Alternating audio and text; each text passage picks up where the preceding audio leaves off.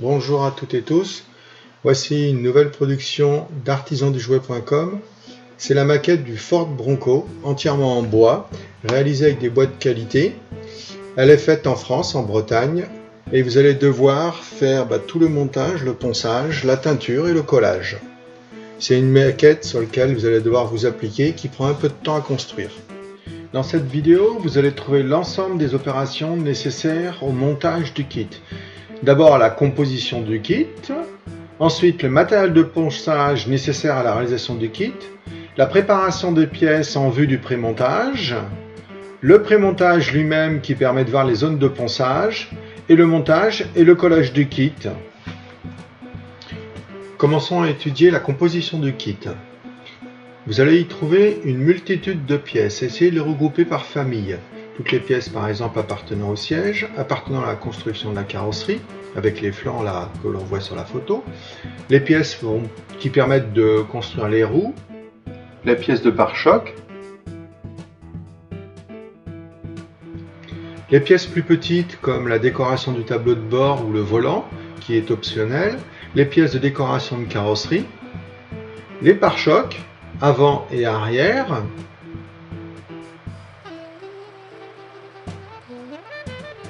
les pièces plus petites, par exemple là c'est le phare ou bien la décoration du pare-choc avant ou les décorations de roue. Voyons maintenant la composition du kit au niveau du matériel de ponçage. Vous allez trouver une râpe de ponçage, attention elle est très efficace. Vous pouvez, si vous en avez, utiliser des petites limes qui vont vous permettre de faire les finitions. Utilisez le matériel de ponçage rotatif qui se mettent sur Dremel ou sur perceuse, surtout si elles sont sous forme de tampons. Elles permettent un meilleur ponçage respectant les formes. Vous avez aussi le classique papier de verre qui est dans le kit. Vous aurez aussi besoin d'une équerre, de la colle fournie dans le kit, d'une éponge, d'un pinceau et d'un essuie-tout. Voyons maintenant la préparation des pièces en vue du pré-montage. Vous allez avoir sur l'ensemble des pièces des marques de découpe. Ce sont les petits ergots que je vous montre sur les images qu'il va falloir supprimer à l'aide de la cale de ponçage, d'un cutter si vous le voulez, mais ce n'est pas forcément la meilleure solution. La petite râpe permet d'y arriver très facilement et sans risque. Enlevez aussi les petites bavures comme on a là sur les roues, mais sans du tout abîmer les angles. Gardez tous les angles vifs. Voyons maintenant la phase de pré-montage du kit. C'est une opération indispensable pour pouvoir voir l'emplacement de chacune des pièces. Là par exemple, nous avons la carrosserie avec un flanc droit, un flanc gauche et l'ensemble des pièces constituant le milieu de la carrosserie. Regroupez-les par forme. Faites bien attention aux petites découpes en face avant qui font les empreintes moteurs, radiateurs surtout. Elles ont toutes des petites différences. Là vous avez les côtés qui recevront les axes des roues. Commencez à les prémonter en engageant les petites tiges de guidage, les trois formes centrales qui ont un petit ergot de détrompage, le petit arrondi qui est au milieu. Montez ensuite les deux pièces symétriques qui ressemblent aux trois pièces centrales mais qui n'ont pas le petit arrondi de détrompage.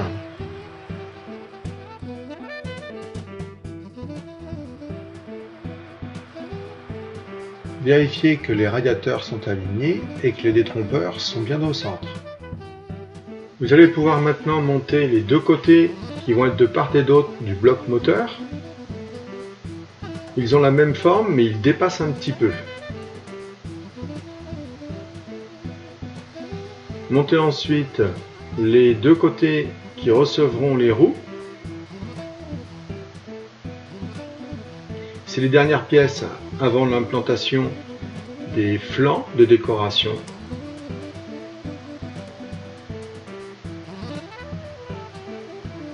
Montez ensuite le flanc droit et le flanc gauche. Ils sont légèrement plus hauts que les autres pièces, c'est normal, c'est pour l'esthétisme.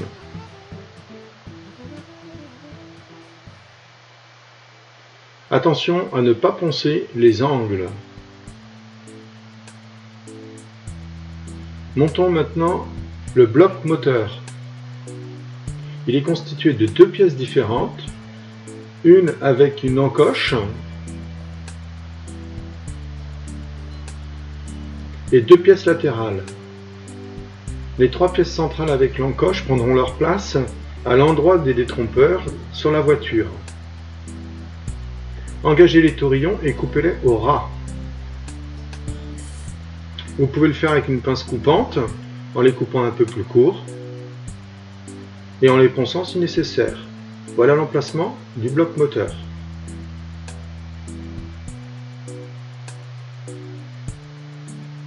Vérifiez bien qu'il soit bien aligné sur l'avant comme sur l'arrière, avec un minimum de jeu.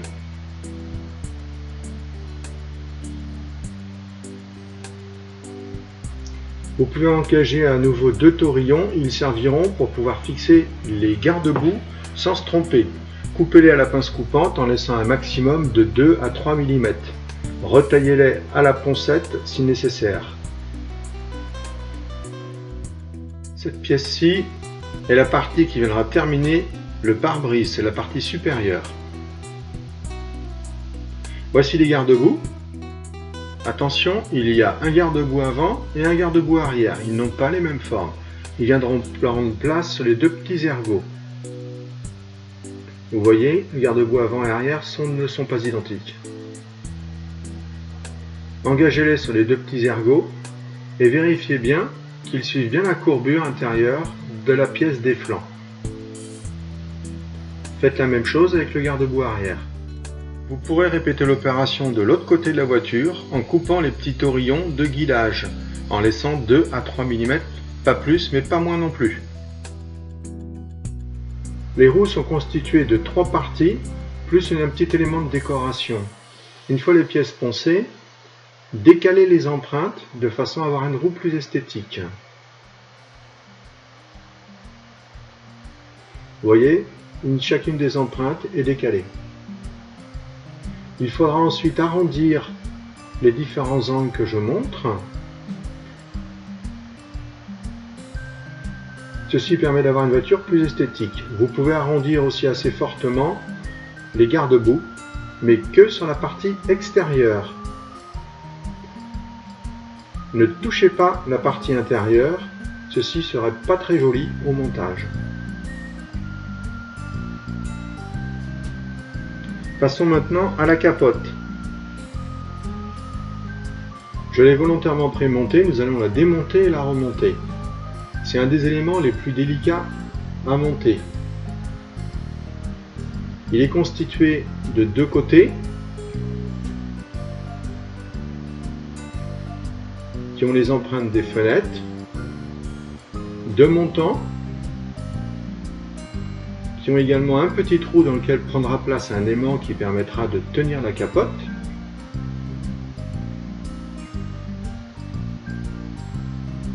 De deux pièces qui ont une encoche, l'encoche de la fenêtre arrière. Attention, ces deux pièces sont symétriques. L'ensemble des pièces du milieu de la capote et des pièces inférieures qui définissent la fenêtre de la capote. Plus tard, lors du montage, ces 5 pièces inférieures de la fenêtre devront être montées en premier et collées en premier.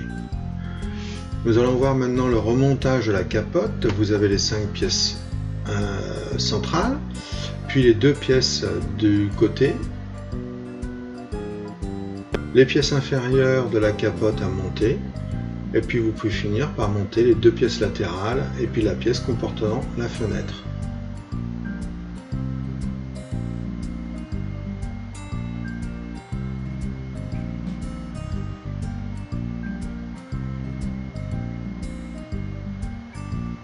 Il faudra vérifier que cette capote, lorsque vous la montez sur la voiture, soit bien alignée aussi bien sur l'arrière que sur les côtés. Vous avez ensuite les éléments de décoration qui vont être montés sur le côté de la voiture. Repérez bien l'endroit où ils doivent se mettre. Réglez-les et gardez-les bien parallèles aussi bien en haut qu'en bas. Il doit effleurer le dessus de la pièce du flanc. Le tableau de bord viendra prendre sa place ultérieurement à l'intérieur. Vérifiez qu'il rentre bien au niveau de la longueur et qu'il n'y a pas besoin de les bavurer. Vous avez le support de la roue arrière. Attention, il a une pente et un arrondi, plus important d'un côté que de l'autre. Il a donc un sens de montage.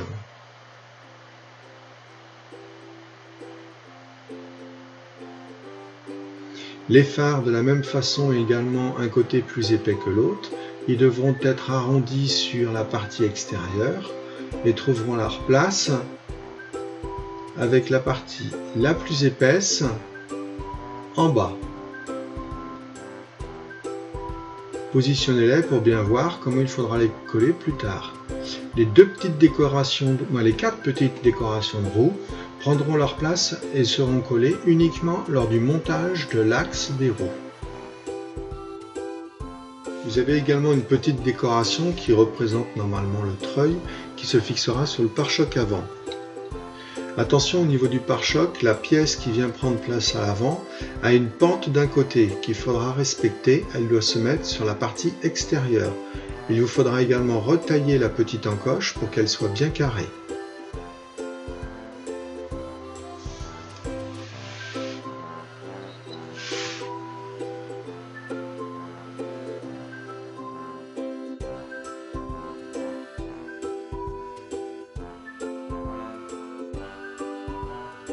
Voici le garde-boue prêt.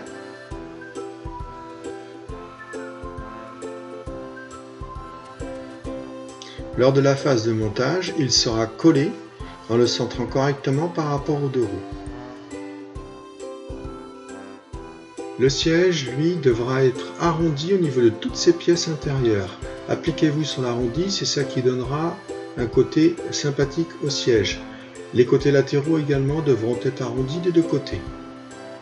Passez un petit axe central que vous recouperez en le laissant légèrement déborder, pas plus d'1 ou 2 mm, et montez les deux côtés du siège. Pour l'instant, ne collez rien, ne faites que les présenter.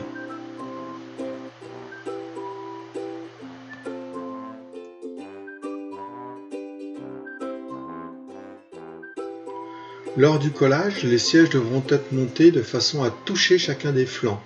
Ils sont collés également sur les flancs. Un espace est laissé au milieu. Repérez bien maintenant toutes les zones à arrondir que je vous montre actuellement.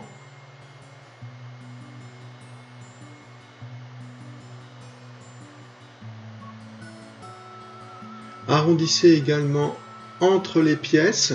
Ça permet de corriger les petites erreurs d'alignement et donne plus de relief à la voiture. Vous en avez une image ici. Faites la même chose sur la capote, ça lui donnera également plus de structure. Vous le voyez également sur cette image d'une capote teintée. Attention, certaines zones ne doivent pas être arrondies, repérez-les bien. Par exemple, celle-ci ne doit pas l'être, puisque la décoration vient sur le côté. De la même façon, sur l'intérieur de la vitre avant, certaines zones ne doivent pas l'être. Là, sur les roues, vous pouvez arrondir franchement tous les côtés. Vous arrivez maintenant à la phase de montage et de collage. Prenez vraiment votre temps pour ne pas faire d'erreur. Avant le collage, teintez toutes les pièces. Reponcez un peu le tableau de bord pour le faire apparaître en blanc et lui donner du relief. Teintez également toutes vos pièces extérieures de décoration, comme les garde-boue, la capote.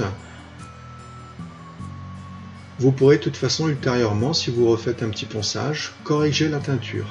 Commencez à positionner tout le bloc moteur. C'est la première partie que l'on montrera. C'est une des plus simples. Enfilez les axes.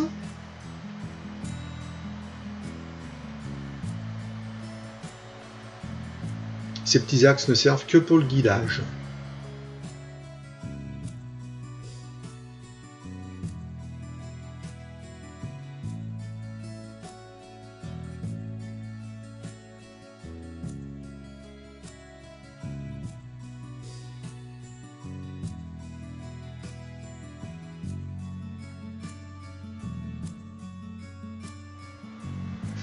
Vérifiez bien lors du collage que la pièce est bien perpendiculaire. que donc tous les éléments sont bien alignés.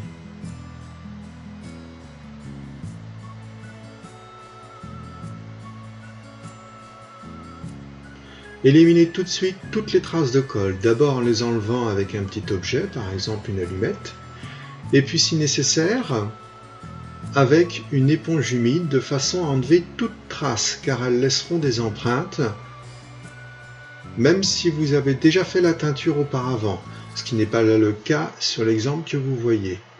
Mais je vous préconise de la faire à chaque fois auparavant. Les reprises de teinture seront plus simples et utilisez des teintures à l'alcool.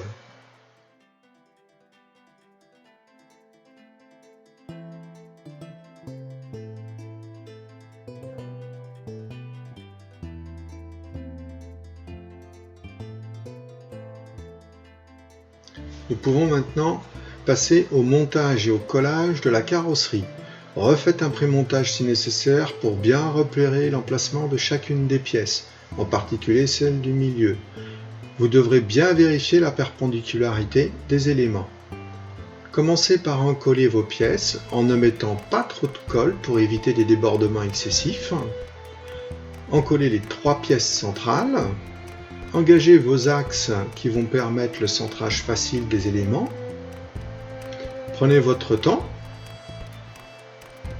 et centrez bien les taurillons de façon à ce qu'ils ne soient pas trop courts et qu'ils manquent de place d'un côté ou de l'autre lors du collage des flancs. Vérifiez bien la perpendicularité dès le début de vos éléments, soit visuellement, soit avec une équerre. Montez ensuite, tout doucement, tous les éléments périphériques, serrés entre chaque. Vérifiez bien l'alignement sur le dessus, sur le fond de la voiture et sur l'avant. Vérifiez également la planéité en appuyant sur une table. Attention, ne mettez pas de colle dans le petit trou qui recevra l'aimant. Je vous montre actuellement les flancs qui ne sont pas encore collés et qu'on collera plus tard, une fois qu'on aura mis l'aimant. Vous voyez là qu'il y a un petit jeu dans la planéité. Appuyez sur la voiture pour qu'il n'y en ait plus aucun. Nous pouvons maintenant monter les flancs. Vérifiez la zone d'encollage. Attention, marquez-la avec un crayon de bois. Certaines zones ne doivent pas être encollées, en particulier celles que vous voyez en rouge. Voici les petits aimants. Ils devront être introduits un par un, en laissant un aimant pendant le montage sur le dessus, car ils sont polarisés. Vous pouvez maintenant encoller les flancs sans mettre de colle dans le petit trou. Les aimants doivent pouvoir bouger librement. Vous les laisserez en place jusqu'au séchage complet. Vous allez pouvoir maintenant monter les sièges. Ils devront être bien ajustés sur l'arrière et toucher les flancs.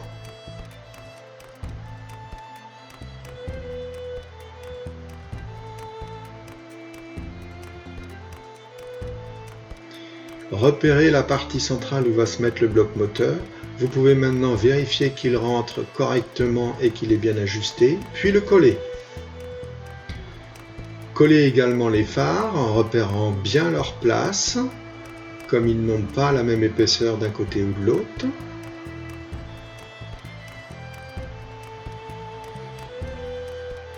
Collez également le pare-choc avant et laissez-le sécher.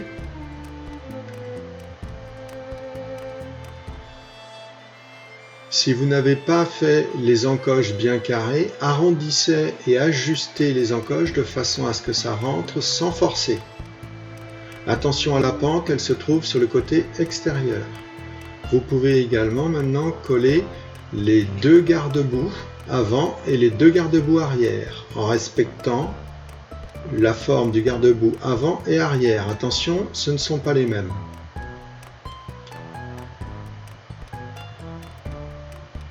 Vérifiez bien l'alignement du garde-boue à l'intérieur. Enlevez toutes les traces de colle excédentaires.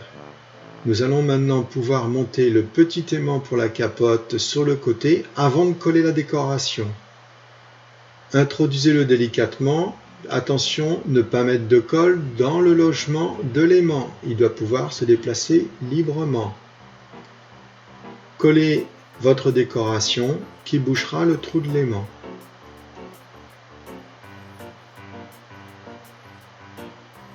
Laissez les aimants en place jusqu'au séchage complet.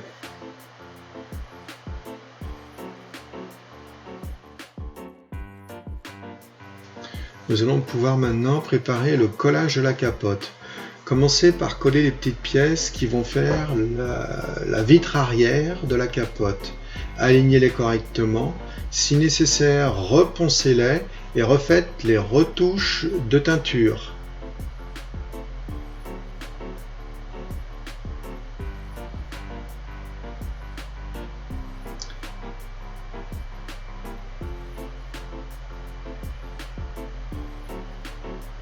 Collez également les pièces centrales de la capote en les alignant bien horizontalement sur une table.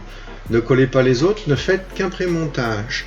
Ça vous permettra de vérifier qu'elles sont bien alignées, aussi bien sur l'avant, sur l'arrière et sur les côtés.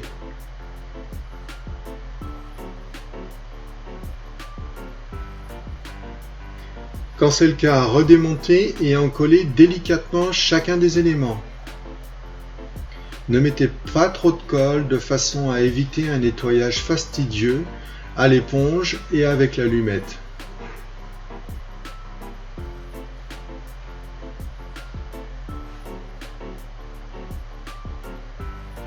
Repérez bien également le sens des pièces, vous en avez qui vont à gauche, d'autres à droite, elles sont symétriques.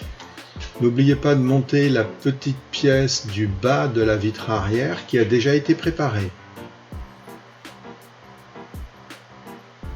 Centrez bien l'ensemble des torillons de centrage pour qu'ils dépassent autant d'un côté que de l'autre.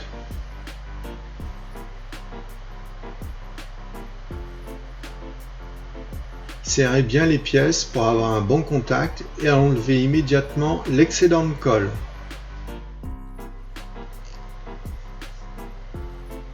Remontez les côtés avec les fenêtres mais sans les coller.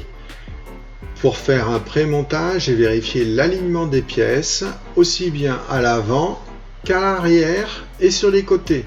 Attention, ne collez pas encore les flancs extérieurs. Vérifiez bien que les trous qui vont recevoir les aimants sont bien sur l'extérieur. Encollez sans excès les pièces et ne mettez pas de colle dans les trous. N'en mettez pas trop non plus sur les extrémités des petits axes de guidage. Introduisez l'aimant.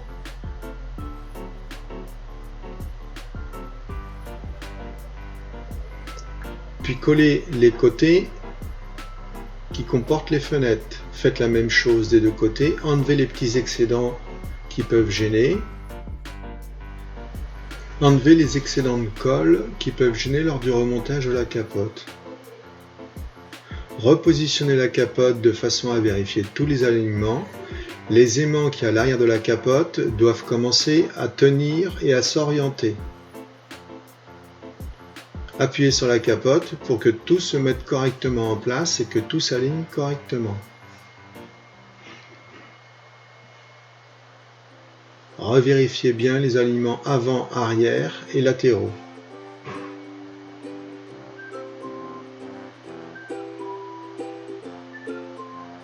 Vous pouvez maintenant serrer les pièces et enlever les derniers excédents de colle. Une fois le collage terminé, n'hésitez pas à poncer et à faire les retouches de teinture. Vous voyez sur cet exemple que ça se refait sans difficulté. Il vous reste maintenant un logement dans lequel vous pourrez mettre les deux derniers aimants. Introduisez un aimant dans chaque logement. Vous devrez venir y coller la petite rondelle de bois qui l'empêche de s'échapper. Mettez un petit peu de colle tout autour du logement, enlevez ce qui peut tomber dedans.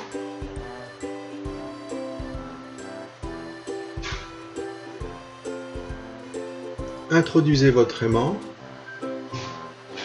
et rapportez la petite rondelle de bois qui va obturer et maintenir l'aimant en place. Remettez immédiatement la capote pour que les aimants s'alignent et tournent pour se mettre dans leur bonne position. Laissez sécher ainsi.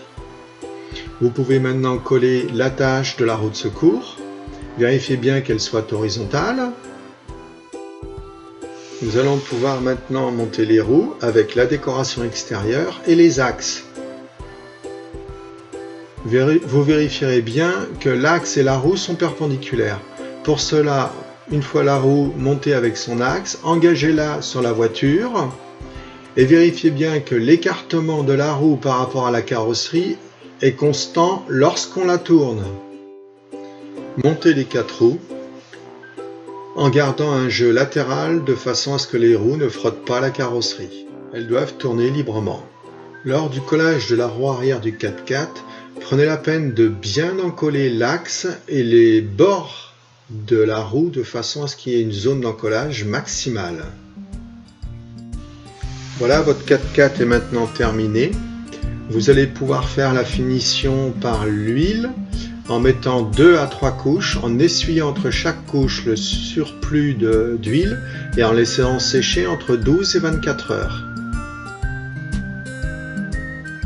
L'entretien régulier pourra être fait avec des couches d'huile supplémentaires. J'espère que cette vidéo de montage vous a permis de comprendre comment construire votre 4x4. N'hésitez pas à me contacter en cas de problème et retrouvez-moi sur mon site artisandujouet.com.